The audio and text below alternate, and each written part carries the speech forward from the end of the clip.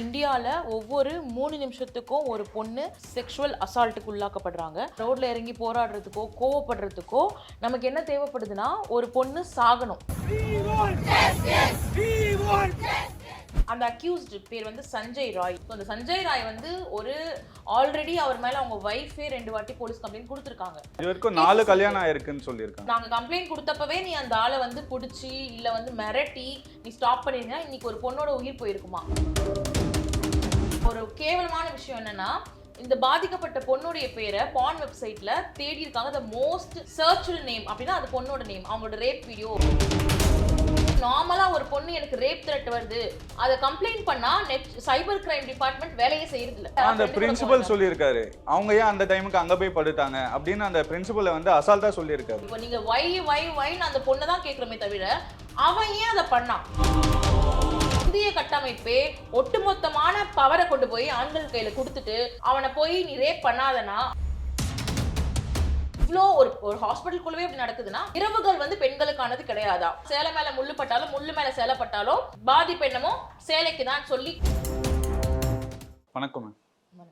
நம்ம நாட்டையே உழுக்கின ஒரு விஷயம் பார்த்தீங்கன்னா கொல்கத்தா டாக்டரோட ரேப் கேஸ். ஒரு டாக்டரை கொடூரமாக ரேப் பண்ணி கொலை பண்ணியிருக்காங்க மேம். ஒரு உமன் அட்வொகேட்டா நீங்கள் இந்த விஷயத்தை எப்படி பார்க்குறீங்க? முதல்ல வந்து இந்த என்சிஆர்பி ரிப்போர்ட் வந்து ஒன்று சொல்லுது என்னன்னா, இந்தியாவில் ஒவ்வொரு 3 நிமிஷத்துக்கும் ஒரு பொண்ணு செக்ஷுவல் அசால்ட்டுக்கு உள்ளாக்கப்படுறாங்க. ஒவ்வொரு 16 நிமிஷத்துக்கும் ஒரு பொண்ணு ரேப் பண்ணப்படுறாங்க. ஆனால் நம்ம எல்லாருமா சேர்ந்து நீங்கள் சொன்ன மாதிரி அதிர்ச்சி அடையிறதுக்கோ இல்லை ரோட்ல இறங்கி போராடுறதுக்கோ கோவப்படுறதுக்கோ நமக்கு என்ன தேவைப்படுதுன்னா, ஒரு பொண்ணு சாகணும். அதுவும் அந்த பொண்ணோட யோனி வந்து சதைக்கப்பட்டிருக்கணும். அந்த பொண்ணுடைய அந்த தைராய்டு கார்ட்லேஜ்லேருந்து, அந்த பொண்ணுடைய அப்டோமன்லேருந்து, அந்த பொண்ணுடைய கால் எலும்புலேருந்து காலர் எலும்பு வரைக்கும் மூக்கில் கண்ணுலலாம் ரத்தம் வந்து ரொம்ப மோசமான முறையில் அந்த பொண்ணு வந்து வன்புணரப்பட்டு கொல்லப்பட்டாதான் நம்ம வந்து இதை பற்றி பேசுவோம், இதை பற்றி கோவப்படுவோம். மற்றபடி ரேப்ஸ் நடந்துட்டு தான் இருக்குது, செக்ஷுவல் அசால்ட்ஸ் நடந்துட்டு தான் இருக்குது. இப்போ இந்த பொண்ணு வந்து கொல்லப்பட்டிருக்காங்க, ரேப் பண்ணப்பட்டிருக்காங்க அப்படிங்கிறது எவ்வளவு ஒரு மோசமான ஒரு விஷயமோ அதே அளவுக்கு ஒரு ஆன் டியூட்டில இருக்கக்கூடிய ஒரு டாக்டருக்கே இங்க வந்து பாதுகாப்பு இல்ல. ஒரு கவர்மெண்ட் ஹாஸ்பிடல், ஒரு ஹாஸ்பிட்டலுக்குள்ளேயே பாதுகாப்பு இல்ல அப்படின்னும் போது ஒரு வகையான ஒரு பயத்தையும் ஒரு அச்சுறுத்தலையும் கட்டாயமா இது வந்து நாடு முழுக்க இருக்க பெண்கள் கிட்ட அது ரெஃப்ளெக்ஷன் ஆகுது. ஏன்னா கொடூரமா அடிச்சு ஒரு பாலியல் சீண்டல் பண்ணி ஒரு கொடூரமா கொலை பண்ணியிருக்காங்க. அவருக்கு என்ன தைரியம் மேம்? ஏன்னா அவர் ஒரு போலீஸ் வாலண்டியரா இருந்திருக்காரு. போலீஸ் வாலண்டியர்ன்றனால ஒரு தைரியமா இல்ல இது கேங் ரேப்பா எப்படி மேம்? அந்த அக்யூஸ்டு பேர் வந்து சஞ்சய் ராய். ஏன்னா அந்த பாதிக்கப்பட்ட அந்த பொண்ணோட போட்டோஸையும் பேரையும் வந்து ஃபுல்லா பண்ணக்கூடாது அஃபென்ஸ், ஆனா அதை பண்றாங்க. உண்மையா சொல்ல வேண்டியது சஞ்சய் ராய்னு அந்த ஆளோட பேர் தான். ஸோ அந்த சஞ்சய் ராய் வந்து ஒரு ஆல்ரெடி அவர் மேல அவங்க வைஃபே 2 வாட்டி போலீஸ் கம்ப்ளைண்ட் கொடுத்திருக்காங்க. அவங்க வைஃப் அவர் துன்புறுத்தி இருக்காரு அண்ட் அவர் மேல நிறைய இது வரைக்கும் 4 கல்யாணம் ஆயிருக்குன்னு சொல்லியிருக்காங்க. அந்த டீடைல் அது எந்த அளவுக்கு உண்மைன்னு தெரியல. பட் அவர் மேல வந்து லீகல் ஆக்ஷன்ஸ் எடுக்க சொல்லி கம்ப்ளைண்ட்ஸ் இருக்கு. ஆனா அவர் நீங்க சொன்ன மாதிரி இந்த ஒரு சிவிக் வாலண்டியர்ன்ற போர்வையிலே வந்து இதுல இருந்து அவர் எஸ்கேப் ஆயிட்டே வந்திருக்காரு. இப்போ இப்போ அந்த பொண்ணு அவரோட மாமியார் ஒரு ஸ்டேட்மெண்ட் சொல்றாங்க, நாங்க கம்ப்ளைண்ட் கொடுத்தப்பவே நீ அந்த ஆளை வந்து புடிச்சு இல்ல வந்து மிரட்டி நீ ஸ்டாப் பண்ணிருந்தா இன்னைக்கு ஒரு பொண்ணோட உயிர் போயிருக்குமா? இது ரொம்ப முக்கியமான ஸ்டேட்மெண்ட்டா நான் பாக்குறேன். இப்படி வந்து இந்தியால நிறைய கேசஸ ஒரு பிரச்சனைன்னு ஒரு பொண்ணு போய் நின்னா கட்ட பஞ்சாயத்து பண்ணி அனுப்புறது, சமாதானம் பண்ணி அனுப்புறது, சரியா போயிடும்னு சொல்லி அனுப்புறது, இந்த மாதிரி ஆட்கள் தான் சரி என்ன பண்ணிட போறாங்க, எல்லா கிரைம்ல இருந்து நம்ம தப்பிச்சு வந்தோம்ல, அது போல இந்த கிரைம்ல நம்ம தப்பிச்சிருவோம் அப்படிங்கிற ஒரு தைரியத்தை இது கொடுக்குது. இப்போ ரீசெண்டா ஒரு கேவலமான விஷயம் என்னன்னா, இந்த பாதிக்கப்பட்ட பொண்ணுடைய பேரை பான் வெப்சைட்ல தேடி இருக்காங்க. த மோஸ்ட் சர்ச்டு நேம் அப்படின்னா அது பொண்ணோட நேம், அவங்களோட ரேப் வீடியோ வேணும் அப்படின்னு சொல்லி லாஸ்ட் 24 ஹவர்ஸ்ல வந்து மோஸ்ட் பாப்புலர்லி சர்ச் அப்படின்றது அந்த பொண்ணோடது இப்ப ரீசெண்டா வந்து வந்துட்டு இருக்கு. சோ இதுதான் வந்து நம்மளுடைய மனநிலையா இருக்கு. பெரும்பான்மையான மனநிலை அப்படிங்கிறது ஒரு ரேப் மனநிலை, பொட்டென்ஷியல் ரேபிஸ்ட்னு சொல்றோம். வாய்ப்பு கிடைக்காத வரைக்கும் அவங்க வந்து ரேபிஸ்ட் மாதிரி நடந்துக்க மாட்டாங்க. அந்த வாய்ப்பு கிடைச்சாதான் அவங்க ரேபிஸ்ட் அப்படின்றது நமக்கு தெரியும். ஸோ இந்த பொட்டென்ஷியல் ரேபிஸ்டோட வேலை என்னன்னா, ஏதாவது ஒரு பொண்ணு அவங்க எப்படி ட்ரெஸ் பண்றாங்க அப்படின்றத வச்சு மட்டுமே அவங்க போய் அசிங்கமா இந்த இன்ஸ்டால இந்த மாதிரி ரீல்ஸ்ல எல்லாம் வந்து டிக்டாக்ல எல்லாம் கமெண்ட் பண்றாங்க இல்லையா, அவங்க எல்லாம் பொட்டென்ஷியல் ரேபிஸ்ட் தான். ஒரு பொண்ணை வந்து பார்க்கும் போதே அந்த பொண்ணை வெறும் அங்கமா மட்டுமே பார்த்துட்டு அந்த பொண்ணுடைய விஷயங்கள் வந்து பாலியலா மட்டும் பார்க்கறது ஒரு பொட்டென்ஷியல் ரேபிஸ்ட். பான் பார்க்குறாங்களே, அந்த பானோட ஃபேண்டசி வந்து ஒரு எக்ஸ்ட்ரீமுக்கு போயிடுது. பான் ஃபேண்டசியில் என்ன இருக்குன்னா ரேப் ஃபேண்டசி வரைக்கும் அது போகுது.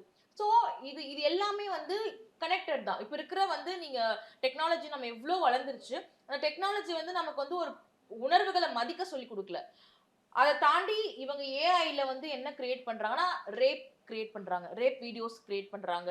எந்த ஒரு சைபர் கிரைம் அஃபீஷியல்ஸும் அல்லது டிபார்ட்மெண்ட்டோ இதை வந்து மோஸ்ட்லி அவங்க பார்க்கறதே கிடையாது. ஏன்னா இப்போ ஏன் இந்த பான் பத்தி நான் சொல்றேன்னா, இப்போ அந்த நபர் அந்த சஞ்சய் ராயோட போனை வந்து சீஸ் பண்ணி ம். பார்க்கும்போது நிறைய பான் நிறைய பான் வீடியோஸ் வீடியோஸ் பார்த்திருக்காருன்னு இருந்திருக்கு. சொல்லியிருக்காங்க. அதுக்கான பான் வீடியோஸ் பாக்குறவங்க ரேப் பண்ணுவாங்களான்னா அது இல்ல. அப்படி ம். நான் சொல்ல வரல. ஆனா இந்த பானோட ஃபேண்டசி லெவல்னு ஒண்ணு இருக்குல்ல. அப்போ அந்த ஃபோர்ஸ் பண்ணக்கூடியது இப்போ பான்லயே வந்து சில்ட்ரன் பான் வந்து பேன் பண்ணிருக்காங்க. ம். அதே போல இந்த மாதிரி ரேப் பான், ஃபோர்ஸ்டு பான் இதையெல்லாம் பார்த்து பேன் பண்றது, இந்த மாதிரி வேலைகள் எல்லாம் சைபர் கிரைம் தயவு செஞ்சு பண்ணணும். அவங்க வந்து நார்மலா ஒரு பொண்ணு எனக்கு ரேப் த்ரெட் வருது, இன்ஸ்டால வருது, மெசஞ்சர்ல வருதுன்னா அதை கம்ப்ளைண்ட் பண்ணா சைபர் கிரைம் டிபார்ட்மெண்ட் வேலையே செய்யறது இல்ல. ம். அது கம்ப்ளைண்ட் வாங்குறதோட சரி, அதுக்கான வேலைகள் நடக்கிறது இல்ல. சோ இப்படி எல்லாத்தையும் நம்ம பார்த்தோம் அப்படின்னு பாத்தீங்கன்னா, இங்க வெறும் இந்த இன்சிடென்ட் வருதா, கொடி பிடிச்சோமா, அவனோட ஆணுறுப்பை வெட்டி போடுங்க, அவனை தூக்குல போடுங்க, ம். அப்பதான் இந்திய பெண்கள் அப்போதைக்கு பேசிட்டு விட்டுறாங்களோ. அப்பதான் அவங்களுக்கு வந்து பாதுகாப்புன்னு பேசிட்டு அந்த அந்த நெருப்பு அப்படியே அணைஞ்சிருது. இதுக்கு ஃபர்தரா இன்னொரு பொண்ணு பலியாகாம இருக்கிறதுக்கு என்ன சொல்யூஷன் வச்சிருக்கீங்க? அண்ட் சோஷியல் மீடியாலயும் அந்த பொண்ணோட போட்டோவை போட்டு, இந்த பொண்ணு அழகாவே இல்லையே, இந்த பொண்ணுக்கு எதுக்கு கேங் ரேப்லாம் பண்றானுங்க, இந்த பொண்ணை ரேப் பண்ற அளவுக்காடா உங்க டேஸ்ட் மட்டமா போச்சு, இப்படியான போஸ்ட் இருக்கு, இப்படியான போஸ்ட் போடுறானுங்க. அதுக்கு அவங்களுக்கு அவருக்கு இவங்களுக்கு என்ன வித்தியாசம்? அதான் சொல்றேன், பொட்டன்ஷியல் ரேபிஸ்ட் நிறைய பேர் இருக்காங்க.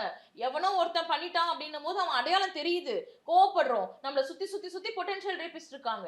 சோ அவங்கள அடையாளம் கண்டுபிடிங்க. அவங்கள பத்தி ஸ்கிரீன்ஷாட் எடுத்து குடுக்குறாங்கன்னா, சைபர் கிரைம் குடுக்குறாங்கன்னா ஆக்ஷன் எடுங்க. இப்ப ஃபியூச்சரை பத்தி பேசுங்க. அந்த பொண்ணு நடந்துருச்சு, அப்படி ஒரு விஷயம் நடந்துருச்சுன்னா கட்டாயமா அவனை அரெஸ்ட் பண்ணணும். அதுல யாரெல்லாம் இன்க்ளூட் ஆயிருக்காங்கன்னு தெரியணும். இப்ப நீங்க சொன்ன மாதிரி அது கேங் ரேப்பா அப்படின்னா, இப்போ ஒரு ஸ்டேட்மெண்ட் வந்துச்சு, அந்த 150 எம்ஜி வந்து சம்திங் அந்த சீமன் இருக்கிறதா சீமன் சொன்னாங்க. இருக்குன்னு சொல்லியிருக்காங்க. அது வந்து ஒரு ஆணோட தான் இருக்க முடியாது, கிட்டத்தட்ட ஒரு 10 பேர் தான் இருக்க முடியும். இது கேங் ரேப் அப்படின்னு சொல்றாங்க. அதர் சைடு வந்து டாக்டர்ஸோட ரிப்போர்ட்ஸ் என்ன சொல்லுதுன்னா, நாங்க வந்து யூட்ரஸோட அளவை தான் நாங்க சொன்னோம் 150ன்னு சொல்லிட்டு, அதுல இருக்கக்கூடிய ஃப்ளூயிட் பத்தி நாங்க சொல்லல, டாக்டர் ஒரு பக்கம் சொல்றாங்க. சோ இது வந்து கேங் ரேப்பா இல்லையா, எத்தனை பேர் இன்வால்வ் ஆனாங்கன்னு ஒரு பக்கம், அதுல உண்மையான குற்றவாளிகளை வந்து அவங்க கண்டிப்பா தண்டிக்கணும்னு ஒரு பக்கம், அண்ட் அதை சிபிஐக்கு மாத்திருக்காங்க. ஸோ இதெல்லாம் போயிட்டு இருக்கு. கோர்ட் வந்து கல்கத்தா கோர்ட் வந்து இன்வால்வ் ஆகி டெய்லி பேசிஸ்ல அஃபிடேவிட்ஸ்லாம் கேட்டுட்டு இருக்காங்க. அதெல்லாம் ஒரு பக்கம் போயிட்டு இருக்கு. இப்போ நாம பேச வேண்டியது ஆஸ் அ சொசைட்டியா, இதுல வந்து இந்த இந்த இன்சிடென்ட்க்கு அப்புறம் நீங்க எப்படி வந்து டாக்டர்ஸை ப்ரொடெக்ட் பண்ண போறீங்க? குறிப்பா ஹாஸ்பிட்டல்ல டாக்டர்ஸ் ஏன்னா டாக்டர்ஸ்ன்றவங்க 24 ஹவர்ஸ் ஒர்க் பண்ணக்கூடியவங்க. ஒரு ஹாஸ்பிட்டல்ல நைட் ஷிஃப்ட்டும் சரி, பகல் ஷிஃப்ட்டும் சரி, அவங்க பார்த்து ஒர்க் பண்ணிட்டு தான் இருப்பாங்க. அவங்களுக்கு ஒரு மாதிரி சேஃப்டியே இல்லாம இருக்காங்க. ஸோ டாக்டர்ஸை எப்படி ப்ரொடெக்ட் பண்ண போறோம்? ஒண்ணு. ரெண்டாவது, மத்த பெண்களுக்கு இப்போ ஒரு பயம் வந்திருக்குல்ல, வெளியே போகவே பயமா இருக்கு, ஒரு ட்ராமடைஸ்ட் ஆயிருக்காங்க. இது வந்து ஒரு கலெக்டிவ் ட்ராமாவா இருக்கு. அந்த ட்ராமாவுக்கு நீங்க என்ன பதில் வச்சிருக்கீங்க? ரெண்டு. இப்போ டாக்டர்ஸ் பொறுத்த வரைக்கும் சென்ட்ரல் ப்ரொடெக்ஷன் ஆக்ட் வேணும் அப்படின்னு போராடிட்டு இருக்காங்க. இந்த சென்ட்ரல் ப்ரொடெக்ஷன் ஆக்டுக்கான பில்லு வந்து 2022லயே வந்து லோக்சபால கொடுத்தாச்சு. ஸோ இந்த பில்லை வந்து இன்னமுமே ஒன்றிய அரசு வந்து ஆக்டா எனாக்ட் பண்ணல. ஸோ இந்த பில் என்ன சொல்லுதுன்னா, டாக்டர்ஸ் மேல நடக்கக்கூடிய வயலன்ஸ் அதுக்காகவும் அவர்களுடைய பாதுகாப்பிற்காகவும் ஏற்றப்பட்ட ஒரு முக்கியமான அந்த அங்கத்தோட ஏற்றப்பட்ட ஒரு சட்டம். சாரி, அந்த பில்லை இன்னமும் அவங்க சட்டம் ஆக்கல. ஸோ அதுக்காகவும் டாக்டர்ஸ் வந்து ப்ரொடெஸ்ட் பண்ணிட்டு இருக்காங்க. அந்த இன்னொரு முக்கியமான விஷயம் என்னன்னா, அவங்க அந்த கொல்கத்தா டாக்டர் அவங்களோட கேஸ்ல அவங்க வந்து இவ்வளவு அவங்க கழுத்து நெரிச்சு கொலை பண்ற அளவுக்கு பண்ணியும் அவங்க முடிஞ்ச வரைக்கும் போராடுறாங்க. அண்ட் அவங்க இருந்த ஸ்டேட் உடல்நிலை பாத்தீங்கன்னா ஹாஃப் ஸ்லீப்ல இருக்காங்க. அவங்களால முழுசா அவங்களோட கான்சியஸ்க்கு வந்து சண்டை போட தெம்பில்ல, உடம்பு டயர்டா இருக்கு, உளவியலா டயர்டா இருக்காங்க. 36 ஹவர் ஒர்க் பண்ணிருக்காங்க. அவ்வளவு ஒர்க் பண்ணிருக்காங்க. அந்த டயர்ட்னஸோட அந்த ஆள் வந்து சஞ்சய் ராய் வந்து ஒரு பாக்ஸர். சோ அவனை வந்து அந்த பொண்ணு எந்த அளவுக்கு ஸ்ட்ரகிள் பண்ணிருக்க முடியும்? சோ இது அந்த தனிமை இல்ல அந்த இருட்டு இல்ல அவன் வந்தது இதெல்லாம் தாண்டி அந்த ஹாஸ்பிட்டல்ல அந்த பெண்ணுடைய உழைப்பு சுரண்டல்னு ஒண்ணு பண்ணிருக்காங்க. அதை தாண்டி அவங்களை எக்ஸாஸ்ட் ஆகுற அளவுக்கு, ஒரு நார்மல் ஹியூமன் பீயிங்க்கு உண்டான எனர்ஜி எக்ஸாஸ்ட் ஆகிற அளவுக்கு வேலை வாங்கியிருக்காங்க. சோ அதோட விளைவாதான் அந்த பொண்ணால ஸ்ட்ரகிள் பண்ண முடியல. மேபி அந்த எனர்ஜி இருந்தா இன்னும் கொஞ்சம் சத்தமா கத்தி இருக்கலாம், என்ன பண்ணிருக்கலாம். ஆனா இப்போ வந்து நம்ம முக்கியமா ஃபோக்கஸ் பண்ண வேண்டியது என்ன நான் நினைக்கிறேன் அப்படின்னா, இந்த த்ரெட் இருக்கு எல்லா பெண்கள் கிட்டயும், அது ஒரு மாதிரி பரவலா இருக்கு. என்ன த்ரெட் அப்படின்னா, இதுக்கப்புறம் வெளியே போக பயமா இருக்கு. இவ்ளோ ஒரு ஒரு ஹாஸ்பிட்டலுக்குள்ளவே இப்படி நடக்குதுன்னா ஓலா போட பயமா இருக்கு, ஊபர் போட பயமா இருக்கு, தனியா போக பயமா இருக்கு, படத்துக்கு போனா இப்பெல்லாம் போக பிடிக்கல. எல்லாருக்கும் அந்த பயம் அப்படின்ற ஒண்ணு ஒரு வரதா பயம் வந்து மனுஷன். இப்போ அதிகமாயிடுச்சு. இப்பயுமே இருக்கு. பட் இப்போ கொஞ்சம் நார்மலைஸ் ஆயிருக்கு. ஓகே பரவாயில்ல நம்ம வரலாம். அப்போ நம்ம பெண் அந்த இரவுகள் வந்து பெண்களுக்கானது கிடையாதா? இரவுகள் பெண்களுக்கானது கிடையாதுன்னு சொல்றாங்க. அவங்க சந்தோஷமா கூட வெளிய போல. அவங்க ஹாஸ்பிடல்ல அவங்க டியூட்டிய பார்த்துட்டு அவங்க ரெஸ்ட் எடுக்க எஸ் போயிருக்காங்க. அவங்க அவங்களுக்கே ஒரு சேஃப்டி இல்லன்னா அப்ப மத்த அவங்க ஓகே. பெண்களுக்கு எப்படி இருக்கும்? அவங்களும் சரி, அவங்கள மாரி மற்ற பெண்களும் சரி, வெளியில போகணும்னு நினைக்கும் போதே ம். இப்படி அச்சுறுத்தல்கள் வருதுன்னா எப்படி அவங்க வெளியில போவாங்க? அப்போ இந்த இத எல்லாத்தையும் சரி பண்ண வேண்டிய இடத்துல இருக்கக்கூடிய அரசு இத உண்மையாவே ஒரு பிரச்சனையா பாக்குதா? இப்போ ம். ஒரு மாநில அரசுல இது ஒரு பிரச்சனை கொல்கத்தால நடக்குதுன்னா, கொல்கத்தா கவர்மெண்ட்ட கைய காட்டிட்டு யூனியன் கவர்மெண்ட் போயிடுது. சோ இப்போ யூனியன் கவர்மெண்ட் இதுக்கு என்ன பண்ணுது? கொல்கத்தா கவர்மெண்ட் இதுக்கு என்ன பண்ணுது? எல்லாருமா சேர்ந்து தான் பண்ணணும். சோ இவங்கலாம் சேர்ந்து என்ன ஏற்ற போறீங்க? என்ன பண்ண போறீங்க?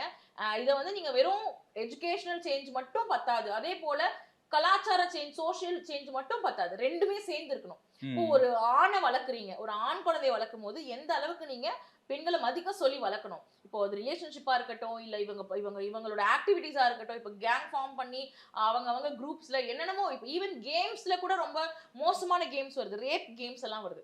சோ ம். இதையெல்லாம் மானிட்டர் பண்ணணும். சோ இது ஒரு ஒரு பெரிய ஒரு போதை ஒரு பக்கம் போயிட்டு இருக்கு. சோ இது எல்லாத்தையும் வந்து ஒரு ஒரு விஷயமா ஒரு கேங்கா பண்ணிட்டு இருக்காங்க. ஒரு மாஃபியா போயிட்டு இருக்கு. இந்த மாஃபியாவ கண்டுக்காம ஆளும் வர்க்கம் வந்து ஒரு வேலை பார்த்துட்டு இருக்கு. சோ இதுக்கெல்லாம் நீங்க ஒரு சொல்யூஷன் கிடைக்காம இப்போ இந்த பொண்ணோடைய ரேப்புக்கு மட்டும் பேசிட்டு இந்த பொண்ணுக்கு ரேப்புக்கு மட்டும் நம்ம அமைதியா இருக்க போறோம்னா கட்டாயமா இன்னொரு பொண்ணு அந்த மாதிரி நடக்கும்.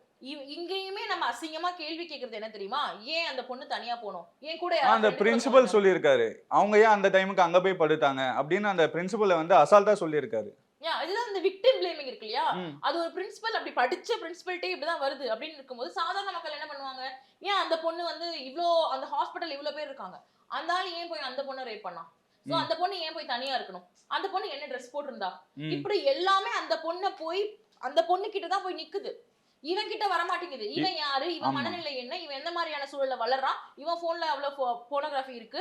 இவனோட ஹிஸ்டரி என்ன? இத பத்தி யாரும் பேச மாட்றாங்க. ஏன்னா இவன் அன்னைக்கு நைட் போய் குடிச்சிருக்கான். 2 மணிக்கு 3 போய் குடிச்சிட்டு AM to 10 AM குள்ள இந்த 10 விஷயம் AM-க்குள்ள நடக்கிறதா நடந்திருக்கு. சொல்றாங்க. 5 மணிக்கு இந்த பொண்ண ரேப் பண்ணிட்டு, மீதி 5 ஹவர்ல வந்து இத தடயத்த அழைக்க ட்ரை பண்ணியிருக்காங்க அவங்க. ம். அவன் வந்து அவனோட பேக்ரவுண்ட வெரிஃபை பண்ணும்போதே அவன் மேல நெறைய கம்ப்ளைண்ட்ஸ் இருக்கு. எல்லாரும் நெறைய கம்ப்ளைண்ட் நெறைய சொல்றாங்க. கம்ப்ளைண்ட்ஸ் இருக்கு. சோ எந்த கம்ப்ளைண்ட்டையுமே இவங்க சீரியஸா எடுக்கல.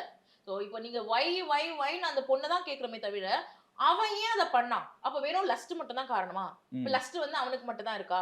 எந்த ஆம்பளைக்கும் உலகத்துல லஸ்ட் கிடையாதா? இல்ல பெண்களுக்கு லஸ்ட் கிடையாதா? இல்ல டிரான்ஸ்க்கு லஸ்ட் கிடையாதா? எல்லா உயிரினத்துக்கும் லஸ்ட் இருக்கு. ஆனா யார் அந்த லஸ்ட்டை பயன்படுத்தி ஒருத்தவங்கள ரேப் பண்றாங்கன்னா, நான் பெரியவன். என்னால அத பண்ண முடியும். நான் ம். இத பண்ணிட்டு ஈஸியா வெளில வந்துருவேன்.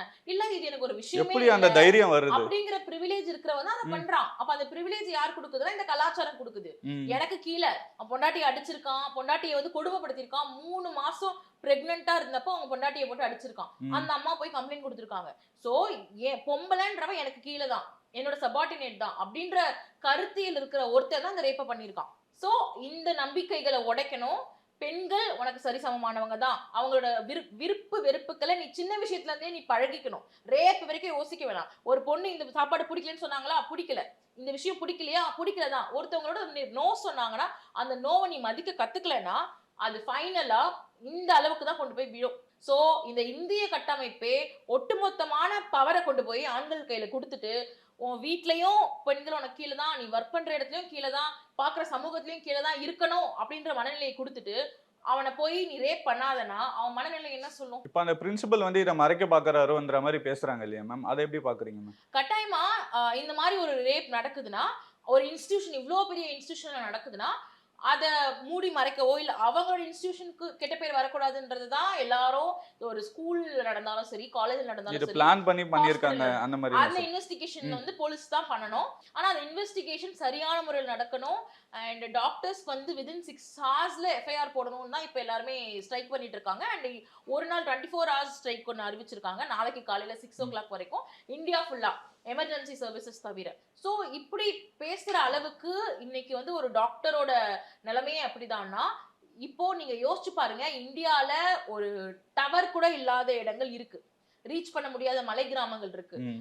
ரூரல் பிளேசஸ் இருக்கு. வெளிய சொல்ல முடியாத இடங்கள்ல பெண்கள் இருக்காங்க. ஸோ அந்த பெண்கள் மேல நடக்கக்கூடிய பாலியல் வன்முறைகளுக்கும் பாலியல் வன்புணர்வுகளுக்கும் யார் பதில் சொல்றது? ஏன் கூட இருக்கிற பெண்கள் சேஃபா இல்ல அப்படிங்கறத நம்ம ஏத்துக்கணும். எஸ் ஆல் men அப்படின்னு சொல்லிட்டாங்கன்னா கோவம் வருது. நாட் ஆல் men அப்படின்னு வர்றாங்க. ஆனா இங்க எஸ் ஆல் men அப்படின்னு சொன்னா அதுக்கு என்ன அர்த்தம்னா இங்க ஆண்கள் இருக்கிற இடத்துல எனக்கு தெரிஞ்ச ஆணா இருந்தா எனக்கு கம்ஃபர்ட்டா இருக்கு. எனக்கு தெரியாத ஆணை யாரை பார்த்தாலும் ரேபிஸ்டோன்ற பயப்படுற நிலைமையில தான் இந்த நாடு என்ன வச்சிருக்குன்னும் போது நான் எஸ் ஆல் men தான் சொல்லுவேன். ஏன்னா இதுக்கப்புறம் டாக்டர் படிக்க வரவங்க பேரண்ட்ஸ்லாம் வந்து கொஞ்சம் பயப்படுவாங்க இல்லையா மேம்? நம்ம பொண்ணுக்கு எப்படி ஹாஸ்பிட்டலுக்குலாம் ட்ரைனிங் அனுப்புறது இதெல்லாம் பயப்படுவாங்க இல்லையா? கண்டிப்பா இப்படி எந்த ஒரு சூழல் நடந்தாலும் அது ரிலேட்டடான டிபார்ட்மெண்ட்ல இருக்கவங்க பயப்பட ஆரம்பிப்பாங்க. அது வந்து ரொம்ப யூசுவலான ஒரு விஷயம் தான். ஆனா யோசிச்சு பாருங்க, முதல்ல டாக்டருக்கு படிச்ச ஒரு பெண் முத்துலட்சுமி, டாக்டர் முத்துலட்சுமி, அவங்களோட காலேஜ்ல அவங்க மட்டும் தான் ஒரே ஒரு பெண். சோ அவங்க தைரியமா முன்னாடி வந்து படிச்சதுனால தான் இங்க பெண் மருத்துவர்கள் இருக்காங்க. சோ நம்ம வெளியில வந்தா இப்படி ஆயிடும்னு பயப்பட வேணாம். வெளியில வந்துதான் ஆகணும், வேற வழி இல்ல. ஆனா அந்த முதல் பெண்ணா இருக்கிறது ரொம்ப முக்கியம். சோ இவ்வளவு பிரச்சனைகளுக்கு அப்புறமும் ஒரு டாக்டருக்கு அப்படி ஆச்சு அண்ட் நிறைய டாக்டர்ஸ் அபியூஸ்க்கு உள்ளாகி போறாங்க. அவங்க கூட நம்ம நிக்கணும்னு நினைக்கணுமே தவிர வேணாம் அந்த பிள்ளைய எதுக்கு நம்ம அனுப்பணும், டாக்டர்ஸ்லாம் இந்த மாதிரி ட்ரைனிங் கொடுப்பாங்க, பிள்ளைக்கு இந்த மாதிரி ஆயிடும் அப்படின்னு நினைக்கிறது வந்து சரியானது கிடையாது. இந்த சூழல்லையும் சண்டை போட்டு நம்ம வரணும். பெண் குழந்தைகளோட அல்லது பெண் டாக்டர்ஸோடைய பாதுகாப்பை உறுதி செய்யுங்கன்னு நம்ம சத்தமா சொல்லணுமே தவிர மௌனமா நம்ம பிள்ளைய மட்டும் கூட்டு வந்து வீட்டுல வச்சுக்கிறது, வீடு கூட இங்க பாதுகாப்பு கிடையாது. எங்க கொண்டு போய் ஒளிச்சு வைப்பீங்க? டாக்டருக்கு படிச்சா டாக்டர் ட்ரைனிங் போனா பொண்ணுக்கு இந்த மாதிரி ஆயிடும்னு நினைக்கிறீங்க, எங்க வச்சுப்பீங்க? Teacher training அனுப்புவீங்களா? இல்ல கோர்ட்டுக்கு அனுப்புவீங்களா? எங்க போனாலும் இந்த பாலியல் சீண்டல்கள் வந்து எல்லா துறையிலயும் இருக்கு. வீட்ல இருக்கு. எங்கேயுமே பொண்ணை கொண்டு போய் பாதுகாப்பா வைக்க முடியாது. ஒரே வழி என்னன்னா தைரியமான ஒரு தன்னைத்தானே தற்காத்து கொள்ளக்கூடிய ஒரு பெண்ணாக உங்க பொண்ணை வளர்க்கறத தவிர அவங்களுக்கான பாதுகாப்பான ஒரு இடம் உலகத்திலே கிடையாது. இது ஃபர்ஸ்ட் டைம் கிடையாது இல்லையா மேம்? இதுக்கு முன்னாடி நிர்பயா கேஸும் நம்ம பார்த்தோம் 2012. அவன் அந்த குற்றவாளியும் வெளியே விட்டுட்டாங்க, 17 வயசு தான் ஆயிடுச்சுன்னு சொல்லிட்டு. இதுக்கு தண்டனை வந்து குறைவா இருக்கனால இவங்க இந்த மாதிரிலாம் பண்றாங்களா மேம்? மரண தண்டனை அப்படிங்கிறது இதுல இல்ல. சோ ரேரஸ்ட் கேசஸ்ல, மோசமான கேசஸ்ல மரண தண்டனை இந்தியால கொடுக்குறாங்க. பொதுவா இந்தியா வந்து மரண தண்டனையை விரும்புறது இல்ல. ஆனாலும் ஒரு ரேரஸ்ட் இப்போ கேசஸ்ல மம்தா பானர்ஜி சொல்லியிருக்காங்க, தேவைப்பட்டா நான் மரண தண்டனை கொடுக்கலாம் அப்படின்னு மம்தா சொல்லியிருக்காங்க. பட் அது ஜுடிஷியரியும் முடிவு பண்ணணும். சோ அது அவங்களுடைய கருத்து தான். சோ இப்படி எல்லாம் போயிட்டு இருக்கு. சோ எது வந்து உண்மையாவே இதை நிறுத்தும் அப்படின்னு பாத்தீங்கன்னா அவங்களுக்கு அவேர்னஸ் கொடுக்கணும். எல்லாருக்குமே இந்தியால இருக்கக்கூடிய அனைத்து ஆண்கள் பெண்கள் எல்லாருக்குமே ஆணாதிக்க சிந்தனை இல்லாமல் வளரணும். பெண்களும் ஆணாதிக்க சிந்தனையோட இருக்காங்க. சோ எல்லாருமே ஆணாதிக்க சிந்தனை இல்லாமல் வளரணும்.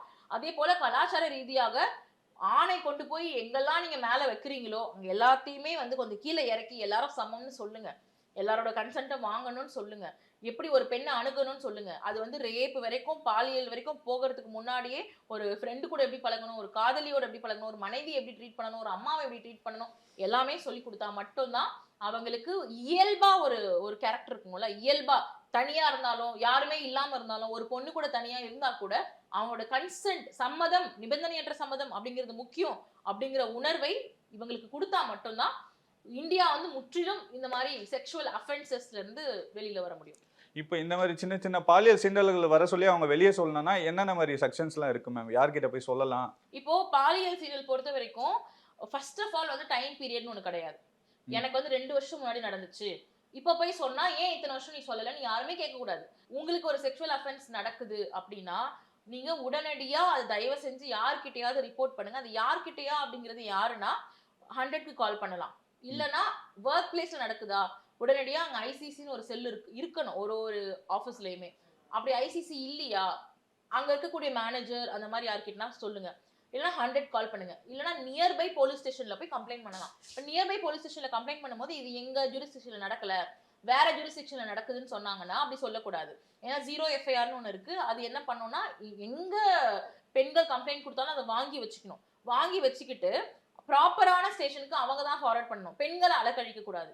அண்ட் பெண்கள் வந்து இந்த மாதிரி விஷயங்களை போய் சொல்லும் போது அவங்களோட ஐடென்டிஃபிகேஷன் ஒரு காலத்திலயும் வெளியில போகும். அதுக்கு பயந்துட்டு தான் யாரும் சொல்ல மாட்டாங்க. ஆமா, இப்போ இந்த பொண்ணோடைய போட்டோஸ் யாரெல்லாம் போடுறாங்களோ அவங்க மேல கட்டாயமா கடுமையான ஆக்ஷன் எடுக்கணும். சோ அதுக்கு பயந்துட்டு பெண்கள் வெளில வர மாட்டாங்க. பேரு அப்புறம் அவங்களோட போட்டோஸ் இதெல்லாம் வெளில வந்துன்னு பயப்படுறாங்க. அது வரக்கூடாதுன்னு சட்டம் சொல்லுது. அஃபென்சிவ், அது வந்து ஒரு அஃபெண்ட். எனக்கு நடந்துச்சுன்னா அது எனக்கு அசிங்கம் கிடையாது. எனக்கு அவனுக்கு தான் அசிங்கம், அவனுக்கு தான் அவமானம், அவனுக்கு தான் குற்ற உணர்வு. ஆனா இத கலாச்சார ரீதியா நம்ம என்ன சொல்லி வச்சிருக்கோம்னா, சேலை மேல முள்ளு பட்டாலும் முள்ளு மேல சேலை பட்டாலும் பாதிப்பு என்னமோ சேலைக்கு தான் சொல்லி கலாச்சாரமாவே நம்ம வளர்ந்து இப்படி வச்சிருக்கோம் சொல்லி சொல்லி பழகிட்டாங்க. அப்படின்னு சொல்லி பழகிட்டாங்க. அதனால பெண்கள் பயப்படுறாங்க. முதல்ல அந்த தாட்ட சட்டம் என்ன சொல்லுது, அஃபென்ஸ்ன்னு சொல்லுது, அது வேற விஷயம். பொண்ணோட போட்டோ, வீடியோஸ், பேரு, அவங்க எந்த ஊரு, எந்த விதமான ஐடென்டிஃபிகேஷனும் அந்த பொண்ணை பத்தி சொல்லக்கூடாது அப்படின்னு சட்டம் சொல்லுது. ஆனா அது மீறி ஏதாவது மூலமா அது வெளியே வந்தா கூட பயப்படாதீங்க, அசிங்கப்படாதீங்க, அவமானப்படாதீங்க. அந்த பயம் உங்களுக்கு வேணாம். அசிங்கம் உங்களுது கிடையாது, அவமானம் உங்களுது கிடையாது. அப்படிங்கிறத பெண்கள் வந்து ஸ்ட்ராங்கா நம்பணும். எங்கேயுமே போலீஸ் வந்து உங்களுக்கான சரியான ஒரு நடவடிக்கை எடுக்கல, எஃப்ஐஆர் போடலன்னா ஜுடிஷியல் மேஜிஸ்ட்ரேட் கிட்ட போறீங்க, பிரைவேட் கம்ப்ளைண்ட் கொடுக்கலாம், நீதிபதி கிட்ட போறீங்க, கோர்ட்டுக்கு போறீங்க. சோ இப்படி எல்லாத்துக்குமே ஆப்ஷன் இருக்கு. சோ இந்த ப்ராசஸ் இப்படிதான் இருக்கு, இந்த சிஸ்டம் இப்படிதான் இருக்கு, இந்த சொல்யூஷன் எனக்கு தான் வேணும். அப்போ அந்த கதவுகளை தட்டுற அளவுக்கு நான் தைரியமா இருக்கணும். நான் போய் என்னோட பிரச்சனைக்கு தீர்வு காணணும். அப்போ ஒரு பக்கம் அவங்க திறக்கலனா, இப்போ இன்ஸ்பெக்டர் இல்லையா, மறுபடியும் 100 கடிங்க. இல்ல உங்களுக்கு எவ்வளவோ உமன் கமிஷன் இருக்கு, மகளிர் ஆணையம் இருக்கு, அங்க போங்க. ஸோ அண்ட் நிறைய department for women and for the crimes against women and children ஒரு டிபார்ட்மெண்ட் இருக்கு, அங்க போய் கம்ப்ளைண்ட் கொடுங்க. இது எல்லாத்தோட அட்ரஸுமே கூகுள் பண்ணாலுமே வந்துரும். இந்த மாதிரி விஷயங்கள்ல பெண்கள் பாதுகாப்பா இருக்கிறதுக்கு என்ன மாதிரி விஷயங்கள்லாம் பண்ணலாம்? அரசு வந்து குழந்தைகள் கிட்டயே விழிப்புணர்வு கொண்டு வரணும். அடிப்படையில இருந்தே வந்து எஜுகேஷன், பாலியல் கல்வி கொண்டு வரணும். ரெண்டாவது, இப்போ வந்து பெண்கள் வந்து ஒரு புகார் கொடுக்குறாங்கன்னா ஒவ்வொரு புகாரையும் அதோட அடிமட்டம் வரைக்கும் போய் பார்க்கணும். இன்னைக்கு ஒருத்தன் ஆசிட் அடிக்கணும்னு மிரட்டுறான், போன் பண்ணி சொன்னா வந்தாங்களா, நேர்ல வந்தாங்களா, சரி அவங்க நேர்ல வந்தாங்கன்னா 100 கால் பண்ணுங்க. எப்போ மூஞ்சில ஆசிட் அடிச்ச அப்புறமா. சோ இந்த மாதிரி வந்து ரொம்ப லீனியண்டா ஒரு விஷயத்த ஹேண்டில் பண்ணாம சீரியஸா ஒருத்தவங்க வராங்களா, அவங்களுக்கான சொல்யூஷன் கொடுக்கணும், ப்ராப்பரான விசாரணை நடக்கணும், ப்ராப்பரா எஃப்ஐஆர் போடணும். சோ இதையெல்லாம் பார்த்துக்க ஒரு தனி கமிட்டி ஆர் தனி செல் ப்ராப்பரா. அண்ட் சைபர் கிரைம் தயவு செஞ்சு அவங்க இயங்கியே ஆகணும். ஏன்னா இப்போ கிரைம்ஸோட விஷயங்கள் வந்து மாடிஃபை ஆயிட்டே வருது. எப்படி நம்ம ரியாலிட்டியில இருக்கோ அதே போல வந்து இப்போ ஆன்லைன் கிரைம்ஸ் தான் அதிகமா இருக்கு பெண்களுக்கு எதிராக. மிரட்டுறது, மாஃபிங் பண்றது, பெண்களை வந்து புள்ளி பண்றது, இது எல்லாமே ஆன்லைன்ல நடக்கிறதுனால சைபர் கிரைமை ஒழுங்கா இயங்க வைக்கணும். சைபர் கிரைம் நடவடிக்கை எடுக்கலன்னா அதுக்கு அவங்க மேல நடவடிக்கை எடுக்கிறதுக்கு ஒரு செல் வேணும். சோ இப்படி கவர்மெண்ட் பண்ண வேண்டிய வேலை நிறைய இருக்கு. இந்த மாதிரி சட்ட விழிப்புணர்வு பெண்களுக்கு வேணும். கண்டனம் தெரிவிக்கிறது பொதுமக்களோட வேலை. வருத்தப்படுறது, அதிர்ச்சி அடைகிறது, கண்டனம் தெரிவிக்கிறது, இதெல்லாம் நம்மளோட வேலை. ஒரு அபிஷியல்ஸ் என்ன பண்ணணும், இது அடுத்து நடக்காம என்ன பண்ணணுமோ அந்த வேலையை பார்க்கணும். நீங்களும் அதிர்ச்சி தெரிவிக்கிறீங்க, நீங்களும் கண்டனம் தெரிவிக்கிறீங்க, இப்ப யார் தான் மாத்துவாங்க? சோ அடுத்து என்ன பண்ணணும் அப்படிங்கிற லெசனை இவ்வளவு மோசமான ஒரு ரேப் அண்ட் மர்டருக்கு அப்புறமாச்சும் இந்தியா கண்ணை திறந்து பார்த்து இதுக்கான உடனடியான தீர்வுகளை நோக்கி போகணும். அப்ப நம்ம போராட்டங்களும் அவங்க கொல்கத்தா அந்த டாக்டரோட மட்டும் நிறுத்தாம ஃபர்தரா பெண்களுக்கு பாதுகாப்பு கொடுக்கிற அல்லது ஃபர்தரா இந்த நாட்டில் வாழ்ற எல்லாருக்கும் பாதுகாப்பு கொடுக்கிற மாதிரியான ஒரு சிஸ்டம் இந்த கவர்மெண்ட் கொடுக்கணும்ன்ற சேர்த்து நம்ம அது சேர்த்துக்கணுமே தவிர ஒரு இஷ்யூ பேஸ்டா இருக்கக்கூடாது. இது வந்து ஒட்டுமொத்தமான ஒரு சொல்யூஷனை நோக்கி போகக்கூடிய போராட்டமா இருந்துச்சுன்னா அல்லது ஒரு குரலா இருந்துச்சுன்னா நிச்சயமா இதுக்கப்புறம் இந்த மாதிரி ஒரு கொடூரம் எந்த பெண்ணுக்கும் நிகழக்கூடாது அப்படிங்கிறதுல நம்ம தெளிவா இருக்கலாம். Okay, thank you.